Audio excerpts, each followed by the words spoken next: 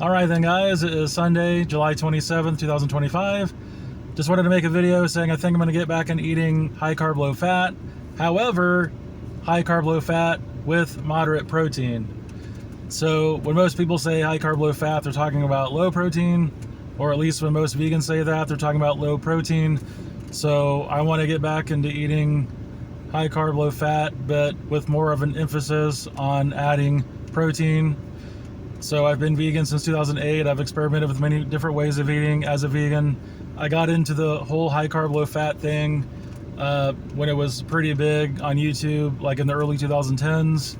And a lot of people started out with this, the 80-10-10 book by Dr. Douglas Graham, which talks about eating 80% carbs, 10% protein, 10% fat. It's a raw vegan fruit-based diet, so most of the carbs come from fruit. And then a lot of people couldn't really handle that, so as an alternative, it was pretty common for people to switch from 80-10-10 to the Starch solution by Dr. McDougall, which this is basically the same or a very similar concept to 80-10-10, except this is with cooked starches. So I was one of those people. I did an 80-10-10 experiment. I actually have a video when I did that experiment. It was like 2011, 2012, something like that. I can post that in the description. And I never really did any like official videos about Dr. McDougall. I think I have a couple of videos where I show like his soup. I really like a couple of his soups. But because I always wanted this to be a raw food channel, so I was like, I don't really want to talk about cooked food, Starch solutions, cooked food. But basically, this pretty much, I think it says it's like 70% starch, 10% fruit, 20% non-starchy vegetables, which basically the macros still pretty much come out to 80-10-10. It's just using cooked starch instead of fruit. And I eventually, fall back into eating vegan junk food, and then I try something else. I even went the complete opposite route. I did vegan keto for a minute, high fat, low carb. That was a no-go. I got into intermittent fasting, 8-hour window, 4-hour window, OMAD. I lost a little bit of weight with OMAD, then I stopped and gained it back. And I've just been trying different things here and there.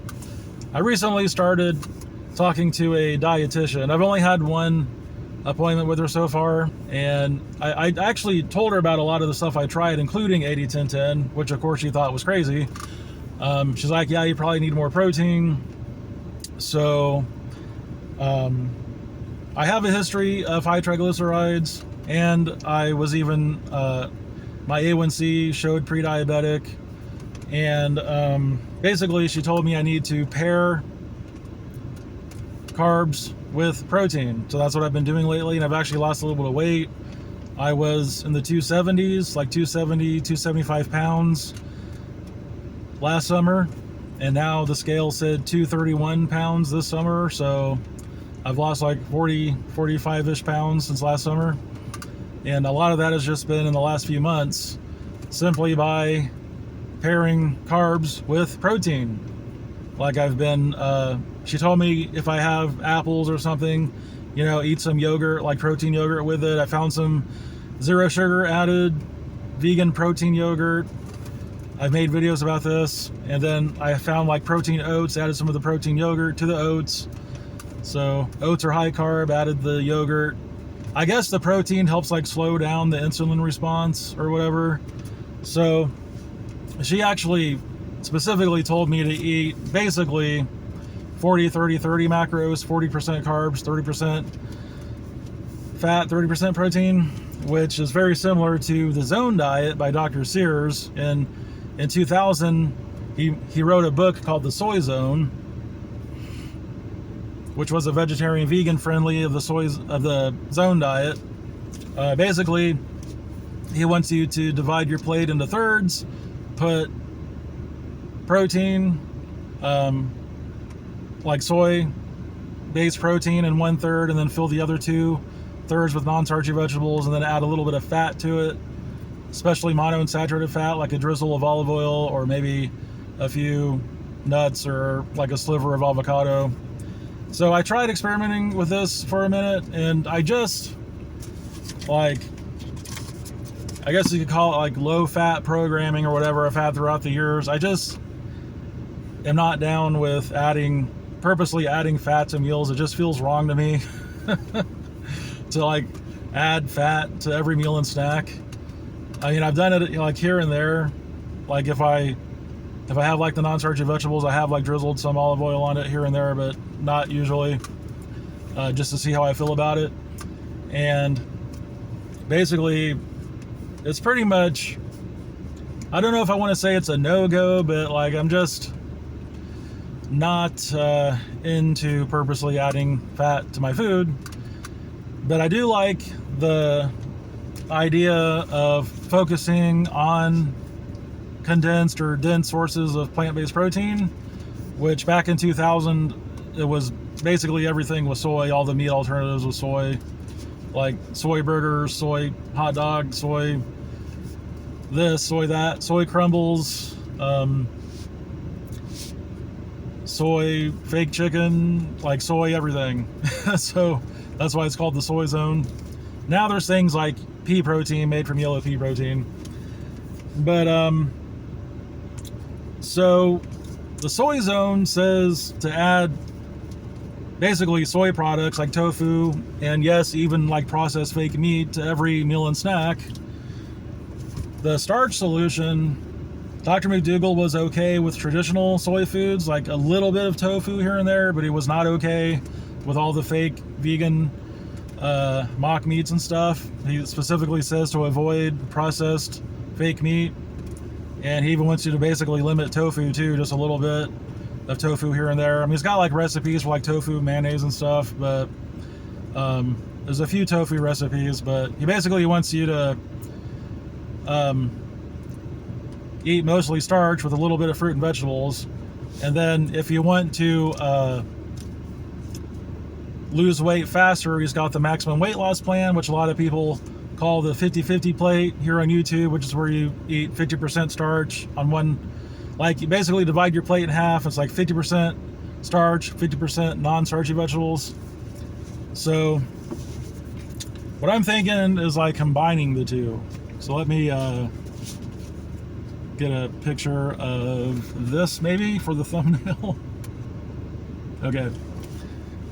So I thought about, basically what I want to do is take the Starch Solution by Dr. McDougall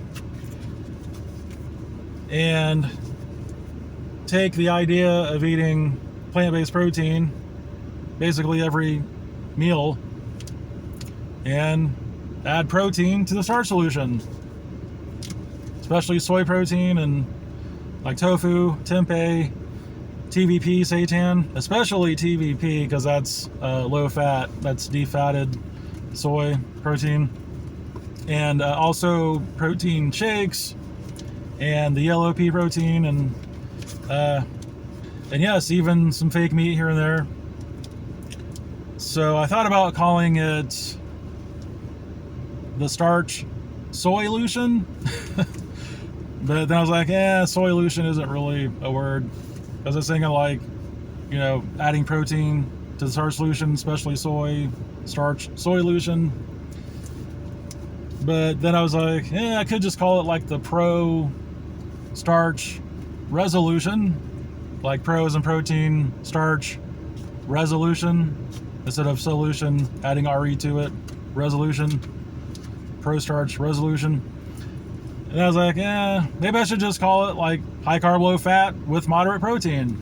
So I can still like hashtag HCLF, high carb, low fat, but, and then just put like MP, maybe like HCLF space MP for moderate protein, or maybe even HCLFMP, I don't know. So I was trying to think like what the macros would be for high carb, low fat, moderate protein. So of course 80-10-10 is 80% carbs. The soy zone is 40% carbs. So I would guess 60% carbs Well, so I want to keep the fat 10, because that's what low fat means in the world of vegan YouTube. When you talk about eating low fat, you're talking about keeping the fat 10 or below, like 5 or 10%. And when you really get into the 80-10-10 book, if you want to go hardcore, you can avoid all overt fat, or the book suggests rather avoiding all overt fat and eating 95-5. But basically 10% is the max. So I want to keep the fat at 10, because that's what low fat means in the plant-based diet world. So I guess it would be like 60% carbs, 30% protein for like moderate protein, and 10% fat. So 60, 30, 10, I guess. But I'm not really worried about the macros. I'm just basically what I want to do. Take the starch solution, add protein to it, focus more on plant-based protein, vegan protein, condensed sources of protein, dense sources of protein, overt sources of protein, because high carb low fat downplays protein. And there's some people in the high carb, like that have high carb low fat YouTube channels where they're struggling to lose weight, and some people will even add sugar to the carbs to increase the carbs, which I've done that. I have videos doing that back in the day. I think I used coconut sugar, but it was still sugar. And I think, talking to a dietitian, she really wants me to pair, I know I already said this, but like pair the carbs with protein. And I've had some success with that. So maybe, I don't know, maybe for someone in my situation, adding protein to a high carb low fat diet would help with the weight loss, for the reasons I've already talked about. I'm trying not to repeat myself too much in these videos. So I thought about like an example. I'll try to give some examples here. Dr. McDougall has soups you can buy that come in cups, dehydrated. You add hot water to it. I really like the split pea soup, and I like the black bean one too. So I thought about buying the split pea soup and the black bean soup. And like an example lunch would be taking like half a block of tofu and adding it to one of Dr. McDougall's soups, So it's a high carb, low fat soup, but I'm adding tofu to it. Or it could be tempeh or TVP, or seitan. I like seitan, which is wheat meat or whatever. It's made from wheat protein, aka gluten. So that's one example. Or I already said before, like the oats, adding like protein yogurt to oats, or even mixing like protein powder in the oats first. Stuff like that. Also, silken tofu smoothies.